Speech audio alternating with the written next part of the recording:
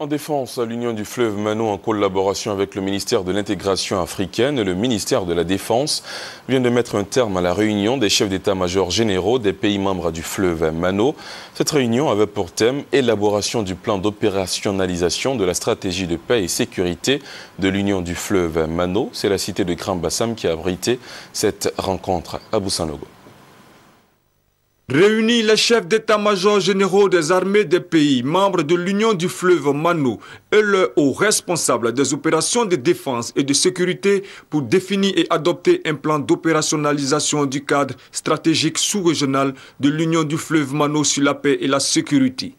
C'est l'objectif de la réunion des chefs d'état-major généraux des pays de l'Union du fleuve Mano sur le thème élaboration du plan d'opérationnalisation de la stratégie de paix et sécurité de l'Union du fleuve Mano. Cette rencontre vise à proposer des solutions concrètes aux problèmes sécuritaires identifiés dans l'espace de l'Union du fleuve Mano en se référant à son plan stratégique, traduire les solutions dans un plan opérationnel qui soit en mesure de garantir la résolution des problèmes identifiés et faire adopter ce plan d'opérationnalisation par les 4 chefs d'état-major généraux de la Guinée, du Libéria, de la Sierra Leone et de la Côte d'Ivoire.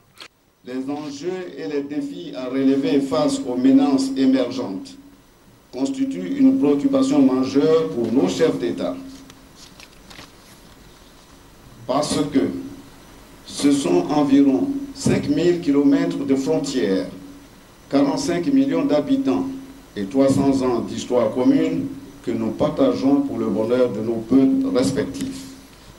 Malheureusement, notre espace est confronté à une poussée de nouvelles menaces transfrontalières, telles que le terrorisme, la prolifération des armes légères, la piraterie maritime, le trafic de la drogue. Pour le ministre Paul Kofi, la Côte d'Ivoire formulera un plan d'action qui sera utilisé dans ce cadre afin d'aider l'organisation sous-régionale en matière de sécurité. Au thème des travaux, le projet du plan opérationnel élaboré par les experts a été approuvé par les chefs d'état-major. Ce plan opérationnel servira de guide et de direction sur la manière de gérer et de conduire les questions relatives à la sécurité et à la défense dans la sous-région.